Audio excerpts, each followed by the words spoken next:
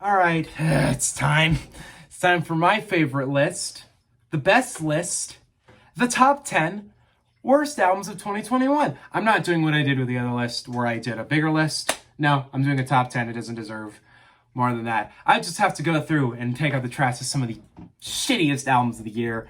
I'm going to do some honorable mentions first. I'm not going to show album covers. I'm not going to do a ton of editing for this section. I'm just going to go through them. I'm different with albums than I am with movies, where when I did my 10 worst movies of the year, they were movies I suck out. Like, I was like, I want to find the worst movies of the year. I don't do that with music as much. I more just kind of experience it as it comes. I did seek out a couple records.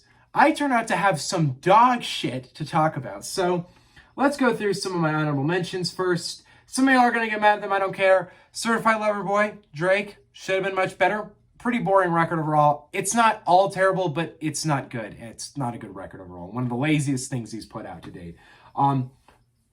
Trust Fund Babies by Lil Wayne and Rich the Kid. Lil Wayne doesn't even try and Rich the Kid sucks. Let's see. Hall of Fame by Polo G. I don't care what version you're talking about. This album is the evidence that this man is so punching under his weight, and he's putting out such lame music considering that he's actually pretty good. Then we got Sin City, the mixtape by Ski Mask. He spent 17 minutes doing nothing after we waited for 3 years to come up with an album. And everybody kept telling me when I was shitting on this, oh, no, he's come up with a new album. Yeah, it doesn't happen. It didn't happen. So what a letdown of a project there. Paint Paints Paintings by Dax. Unbearably corny record. Not good. Shiesty Season by Pooh Shiesty. He got locked up, I guess. So I guess we're not going to see much from him again, but I never saw the appeal of him anyway. This was an incredibly boring record. Back on My Baby Jesus Did Again, I have to mention by DaBaby because it was 12 minutes long and it was complete, utter dog shit. And it is evidence that DaBaby really fell off this year. This man has cool energy and nothing to add to it. Finally, we have 2 honorable mentions that are very close to the wrist. Bobby Tarantino 3 by Logic. This man is could be doing so much better, and he just put out 30 minutes of the laziest things he's ever done. And finally, Dog Boy by Zilla Cami. Maybe he needs City Morgue to be good, because on his own, it was hard to get through. All right, let's go. Top 10. Let's do it. Number 10. Number fucking 10. Equals by Ed Sheeran.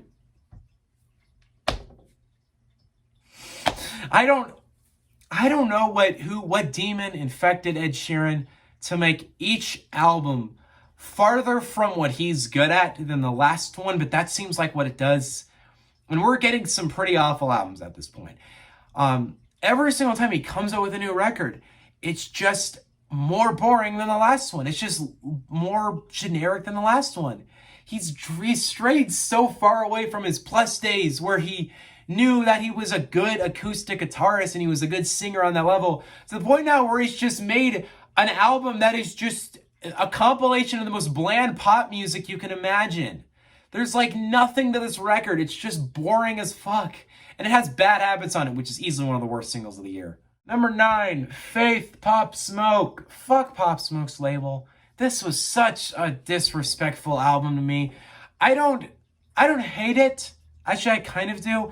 But the thing with Faith, it never needed to see the light of day. Shoot for the Stars was a fine ending, but this album is filled to the brim with features. It's like 70% to 80% features. And then you get the other 10% to Pop Smoke doing a very boring performance because they're fucking demos that were never meant to be released. There are some weird-ass features on the sound. I do not recommend ever checking this one out. This was straight up disrespectful to his legacy. Just listen to Shoot for the Stars if you want a good outro to his career.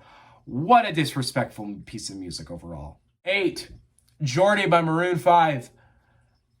I might just be done with this band now, because, like, y'all just really don't care anymore, do you? There is so little to care about on this record. It's like it spends the entire time Maroon 5, because I liked Maroon 5 in the early 2000s. I thought they were pretty good. But every album, they seem to stray. It's similar to Ed Sheeran. They stray further away from what they're good at. And now they're just putting out this blob of 40 minutes of like straight up emotionless, boring pop music that has no energy, vibrance, excitingness to it. It's just nothing. It's just a nothing. It features Megan Thee Stallion and Juice WRLD. This was never supposed to happen. I like the name, though. I like the name, dedicating it to their manager who passed away. That is nice. Everything else is dog shit, but the name is nice. I'm going to get I might get a lot of hate for my next two choices, but they're not good. They're bad. 7, I have Clouds by NF. I shitted on it when it came out, and I will not take that back. This album is terrible. It's a mixtape, technically, but I don't really care. NF just proved on this he is really tired of being original. Because he had his good days. I like Therapy Session. Hot take, I think Therapy Session is a good album. But then, after Therapy Session, he's just done the same thing over and over and over again. To the point now where he's putting out Clouds, which is just nothing. There's another album that just feels like nothing.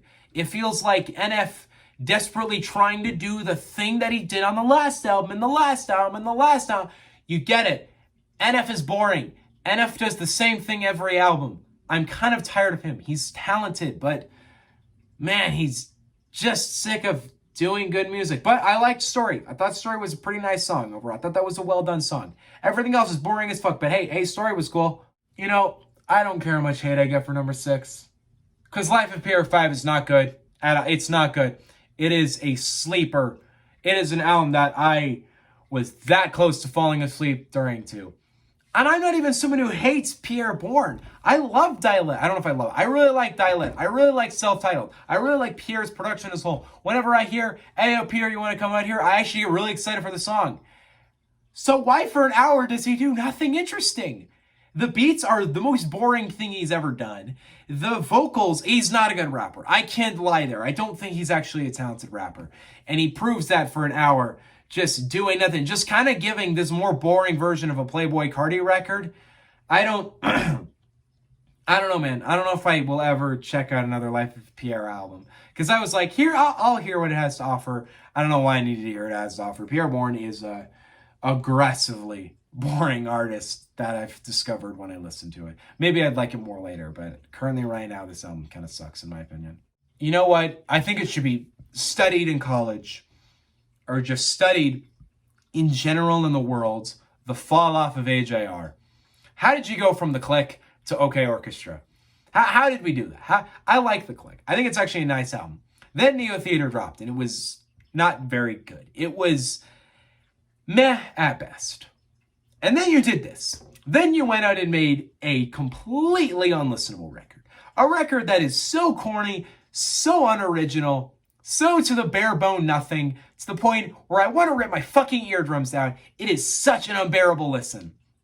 It is so weird to hear an album that is so unoriginal to the point that I hate it. But oh my god, that is what OK Orchestra is. This album is unbearable. It is not. Please do not even come within 20 feet of this record. I am so over AJR. Goddamn, I used to like these guys. These guys defined my 8th grade, and now they kind of suck.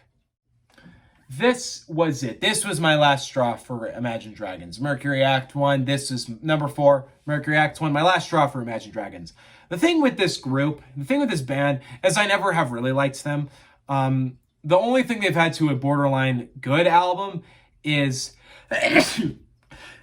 Sorry.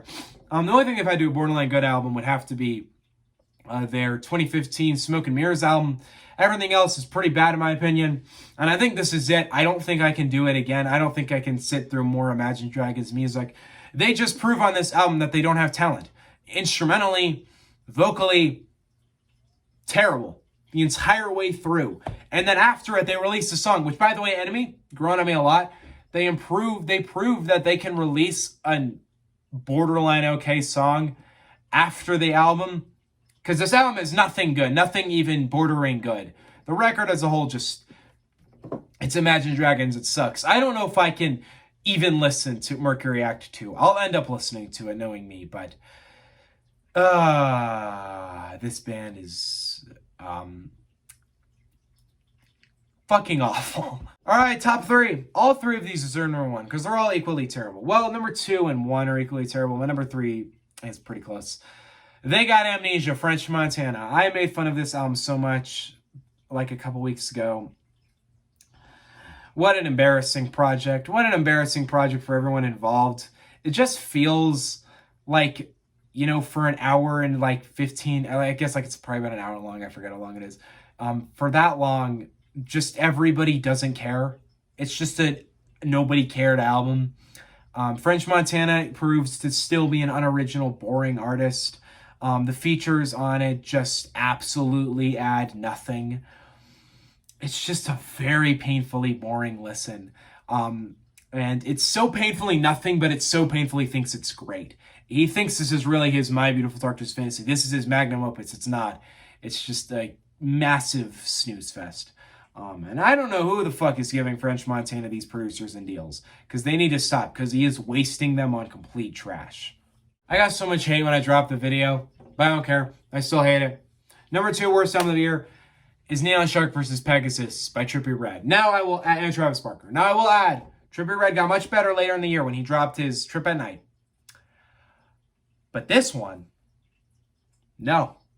No, I cannot call it good. I can call it obnoxious, long, terrible, and everything in the middle, but it is not a good album. The worst thing I feel like that Trippie Redd did across the entire runtime of this album is he just is investing himself into something that doesn't work for him. Trap metal and Trippie Redd are not friends. They do not work well with each other at all. It brings out his worst vocals. It brings out the worst side of Trippie Redd. We're left with a massive hunk of garbage album that's just painful to listen to. I am very much annoyed by the new wave of punk, whatever. MGK, Travis Barker, all this shit. It's bad. Willow's good, but everything else is bad. And yeah, Neon Shark vs. Pegasus sucks. And it's evidence that we probably should stop here, because this is, oh boy, it's bad. Thankfully, Trippie Redd recovered after it, but this is rough. Especially this and Pegasus back-to-back. Rough couple months for him. But it's not my worst album of the year. It's not number 1. It is not the album this year that was so awful, so embarrassing. I questioned my status as a hip-hop listener from it.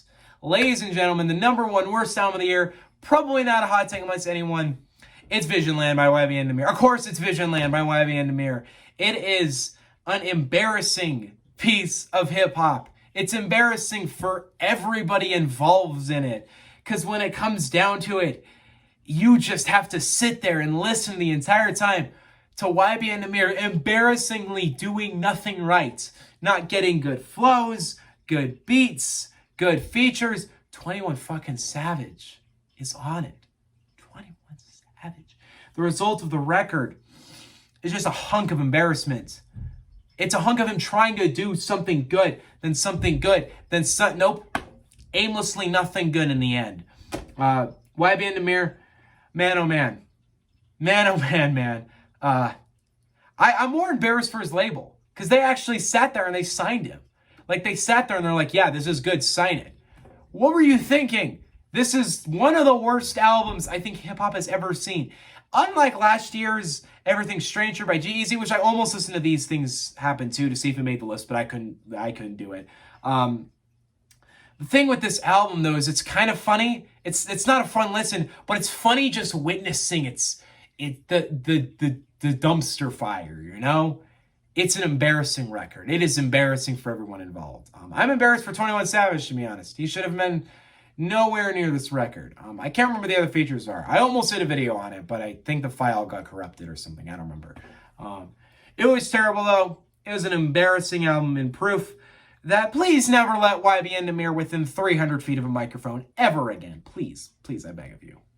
But what are your guys' worst albums of the year? Do you have other choices? Do you guys think my choices are bad? Do you hate me? I don't know. What do you guys think on this list? See you guys next time. Next we got the worst songs of the year, which is going to be kind of a tongue-in-cheek video. I'm going to kind of mess around in that video. I'm not really going to take it crazy seriously. But yeah, we do got that video coming soon.